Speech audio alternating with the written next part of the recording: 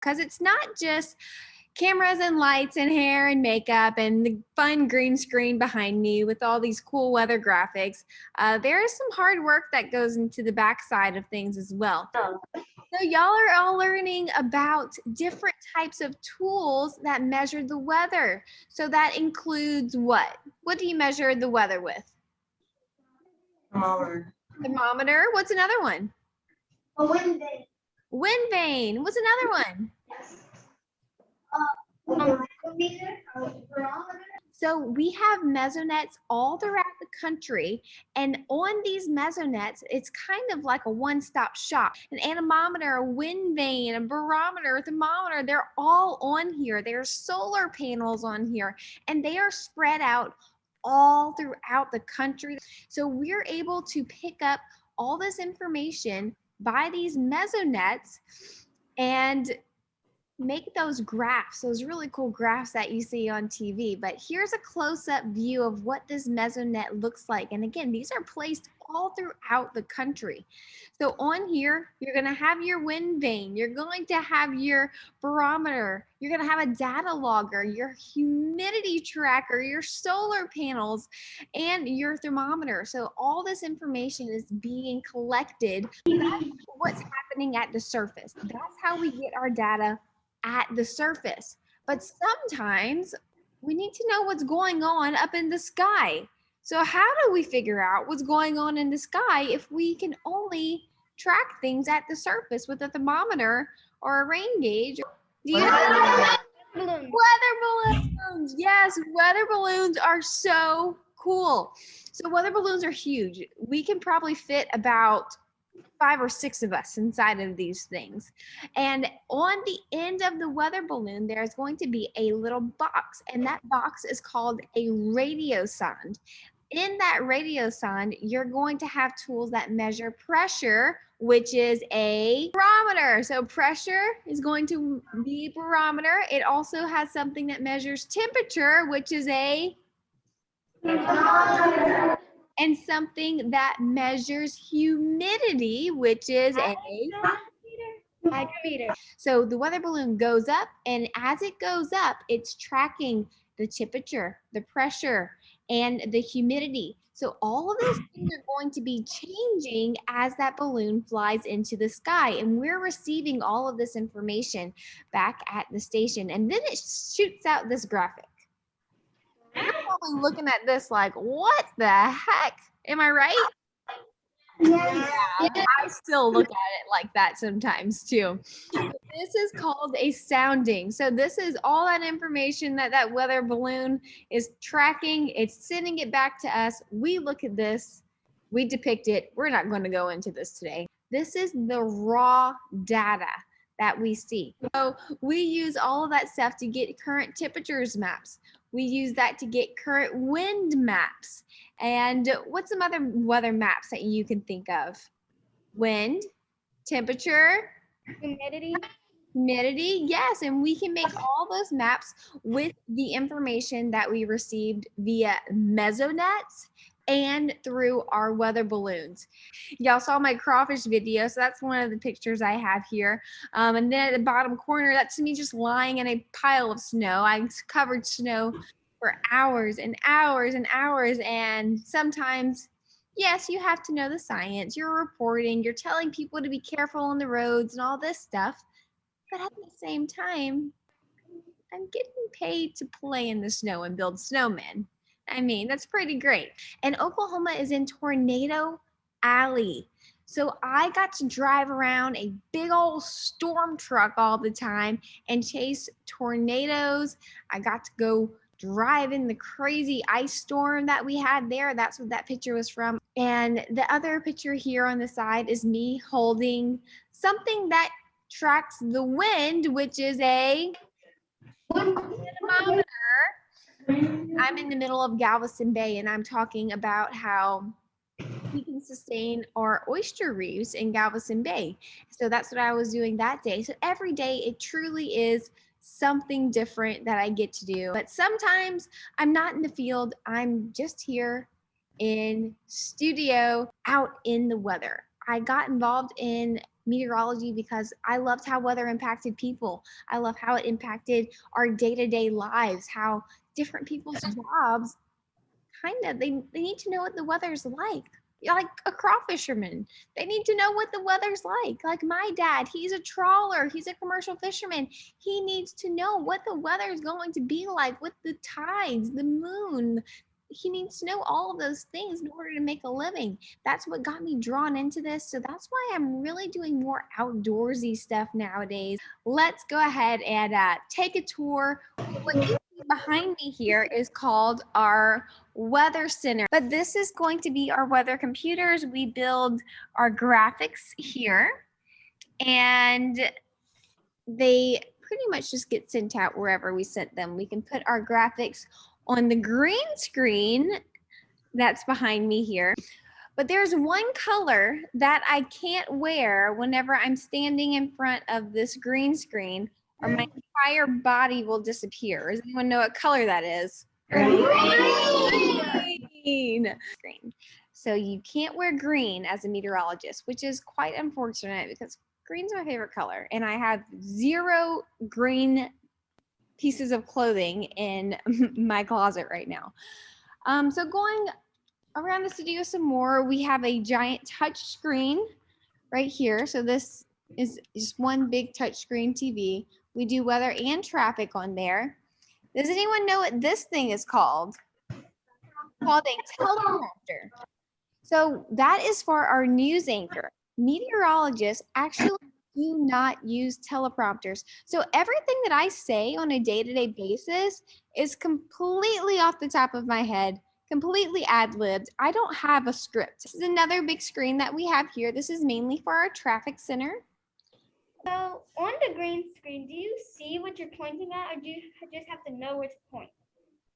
So there are 2 little monitors. I don't know if you can see them. There's one right here that shows the graphic that I'm talking about. And I can see myself on those monitors. So I know where I am. But whenever I look behind me, there's nothing there. All I see is a big green wall. How do you choose what to cover, like on the news? Oh, like weather-wise, so I forecast every day myself. So I look at all different types of maps throughout different layers of the atmosphere. I start super high up, thousands of feet, and then I work my way down. And as you work your way down, you forecast what's the big picture, what's this, what's that, and then you're like, okay, this is what's going on in my town. Start off as like a news reporter or meteorologist. I actually started in Mississippi. And so I went to school at Mississippi State University, and I worked at a news station while I was in college. So I would go to school Monday through Friday. I was taking really hard classes. And then on Saturday and Sunday, I would drive an hour and a half south to a news station in Meridian, Mississippi, and I would be the weekend meteorologist there. And then on Sunday, I would finish the 10 o'clock news. Close to midnight, I would drive back to school an hour and a half away, try to get some sleep, and then I would wake up at 6 o'clock, 5 o'clock the next morning to study and go to class for my calculus exam. Where did you get your degree from? To be where did you get your degree to become a meteorologist? So I got it at Mississippi State University. So in Louisiana, they actually do not offer a quote unquote meteorology degree. You can major in atmospheric sciences. So I had to leave the state. So I actually left the state and went to Connecticut my first year. And then I moved back down south to Mississippi. That's where I graduated. He said, exactly what was your biggest inspiration to become a meteorologist? So I don't tell him this because he's gonna have a big ego, but it would probably be my dad, and I don't even know if he knows that, but definitely my dad. Growing up on the water and just watching him having to battle the elements and having that shrimp boat as a safe haven throughout all the hurricanes that we have in South Louisiana. For sure, that played a big influence on my life. So a full moon, you'll see more shrimp in the Gulf. So I knew that whenever the moon was full, I really wouldn't see my dad because that's how trawling works. Who knows a trawler or a shrimper? Who knows someone that works on a boat? Yeah, so they go out to work and they don't come back for a long time. So I knew that every time there was a full moon, I really wouldn't be seeing my dad for a couple of days. But whenever the new moon would be there, or there was no moon, so new moon you can't really see, I knew that I'd probably get to see him. Hey, he'll be home. So getting to know the tides, the moon phases, and just like general weather patterns really got me into weather, and that's kind of what got me started. So he would definitely be one of my bigger influencers to get me into this business for sure. You think about it, you're already watching TV by the time that you're leaving the house to go to school. So that means I had to have already woke up, got ready, let my dog out, forecast, put together graphics, hit the road, get to where I got to be, and hold the microphone before you even wake up in the morning. So what time is my alarm clock set for? 5. 5. It depends, but most days I wake up at 2 a.m.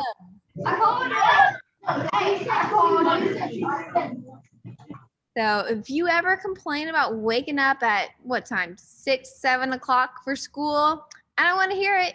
No one does your makeup. No one does your hair. You do all of it yourself just because you're on TV doesn't mean you're special. So that's another thing, because people think that we get in and we sit in a chair and get pampered. No. Do you go around the U.S. or do you just stay in Houston? So right now I'm just staying in Houston.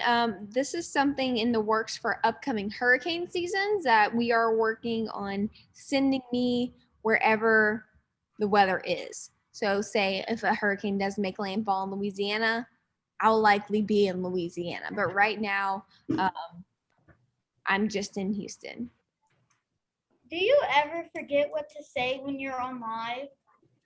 Yes, it happens all the time, especially whenever I say I wake up at 2 a.m. in the morning. And sometimes you have to, you give and you take. Sometimes you put a little bit more of your social life whenever you shouldn't. And you stay up a little too late, and those mornings roll around. And whenever that train of thought is gone and you don't have a script, that boat has done sailed. And you just have to look at the camera and say, you know what? I don't know where I was going with that, but we're going to now. The best thing that I've found, whenever I was younger, I say younger, whenever a couple years ago, whenever I first started, I used to get so upset whenever I lost my train of thought or if I messed up on TV or anything like that.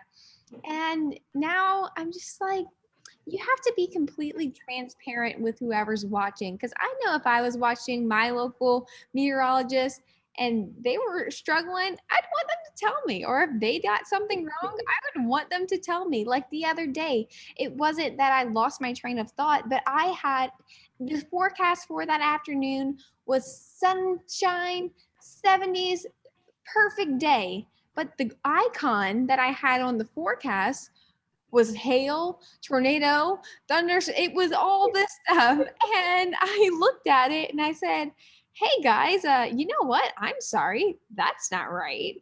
And you just have to be completely transparent. And I realized that it doesn't make you look dumb. It doesn't make you look silly. It makes you human. And that's something that I've really had to come to terms with. And I think it's something that really helped me grow as a communicator, as a meteorologist, and just as a person in general. It turns more into a conversation and less of me presenting something. How much money do you make? Oh man, not a millionaire, can tell you that. Not a millionaire. Also to do like interviewing people. Do you have to wake up even earlier than you do just to go to the studio? It depends. On days that we're expecting bad weather, I'll definitely get in a little earlier. On days where it's going to be sunny and 75, I'll show up a little later. Work with anyone during when you're on TV? Do I work with anyone? Like, yeah, so we actually have, during the show, there'll be me. We have 2 other meteorologists that I'll be working with. I have a photographer who's filming me out in the field. I have an anchor. She's there giving updates throughout things that are going on in town. And we have a traffic anchor, and she's talking about the roads, where big holdups are happening, and all that stuff. I have a big crew of people on camera, and then there's a crew of people behind the scenes who are doing things that are way over my head. They're punching buttons, and I have so much respect for our folks that are behind the scenes here at the news station. They're the ones that put this show on the road at the end of the day. You're usually going to make a forecast. Are you happy when you have to get up early in the morning? Yes, that's what I said. I always wake up, no matter how tired I am, on my way to work, I have a smile on my face, just because I think my job is cool.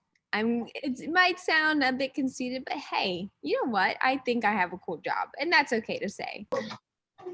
What's your favorite part about what you do and what your job is? Oh, I have so many favorite parts. Wow, it's really hard to pick just one or give someone a fun fact so that they can tell someone else that fun fact and put a smile on someone else's face. That gives me a lot of joy. You always need to know the weather. That's one thing. People are so different, come from different backgrounds, different families, different this, that, but weather impacts us all the same. We're all going to get rained on if we walk outside without an umbrella. We're all going to sweat if it's 90 degrees out there. No one's exempt. So the weather's very humbling in that aspect as well. Well, it brings us all together. Small talk, if you're in an elevator with a stranger, what's one thing that y'all can talk about? Y'all can weather.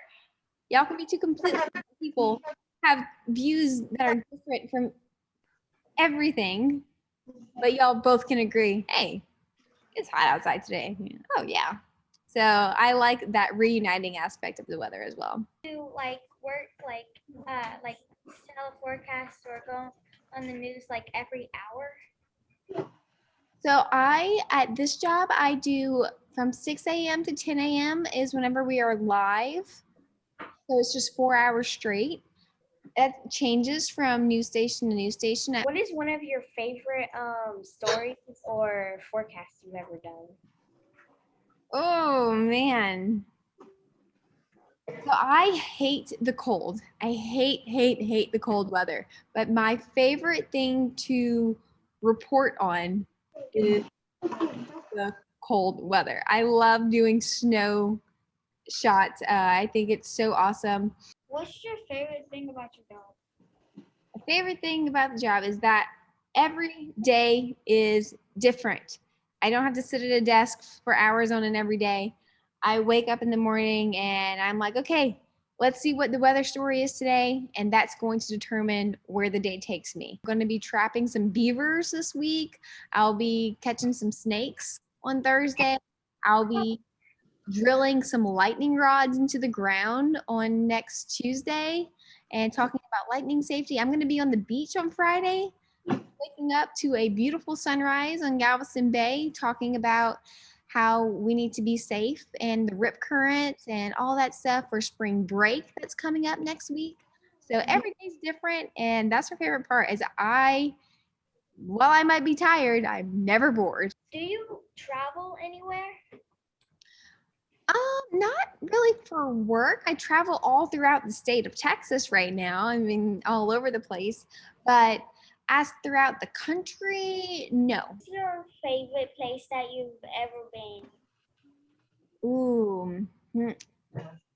I would have to say that Houston is my favorite place I've been so far. For work-wise, where I've worked, Houston takes the cake. When you were like getting your degree for meteorology, did you have to like learn about all the technology that was used during finding out the weather?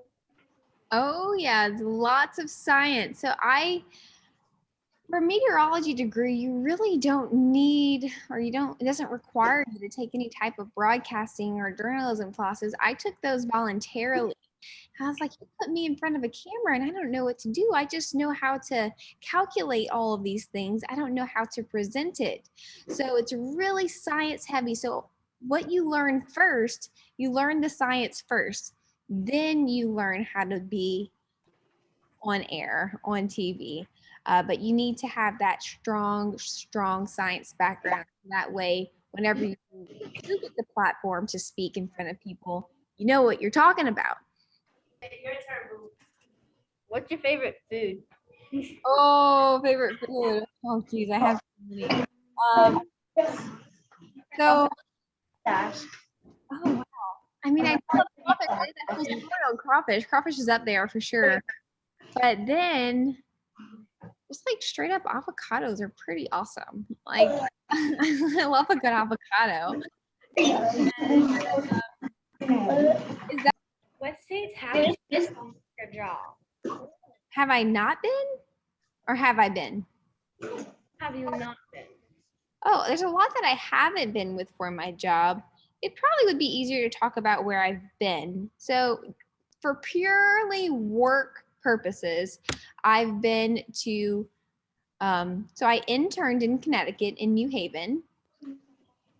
I actually studied abroad in the Bahamas. So I spent a full summer out in the Bahamas. I would scuba dive and measure sand ripples every day, and I would calculate track back time with rock formation. So I did a lot of geology out in the Bahamas, just with rock dating and sustainability and stuff like that. And I worked in Mississippi, went to school at Mississippi, worked in Oklahoma. I did a little storm chasing out in Kansas, and then now I'm here in Texas. What is your least favorite, your least favorite thing about all of this? Ooh. I think it's really hard to find that balance between getting your personal life and your work life in order, just because I have to go to sleep. If I want a full 8 hours of sleep at night, I have to go to bed before the sun sets. And most people don't get off of work until 5, 6 o'clock. And by that time, I'm already showered up, tucked in bed, ready to go to sleep to wake up at 2 a.m. the next day.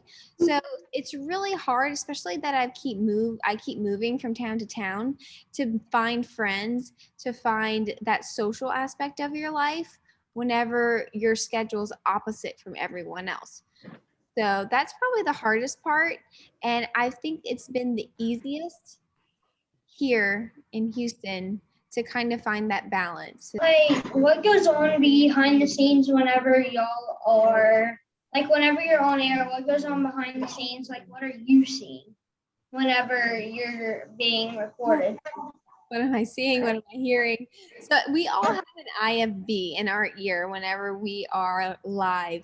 And in the IFB, we have directors, we have producers, we have my boss, and they're all telling me, cut, go toss to this person, toss to this person. So they're telling me when to start talking and when to stop talking. So while I'm having a conversation with someone on air, or while I'm giving the weather report for the day, people are talking in my ear the whole time. So you can think about how distracting it is for you to be having one conversation and then someone else having another conversation with you internally, while you're trying to keep your thoughts in order and trying to keep that train that's already kind of wanting to go like this, trying to keep that train on track.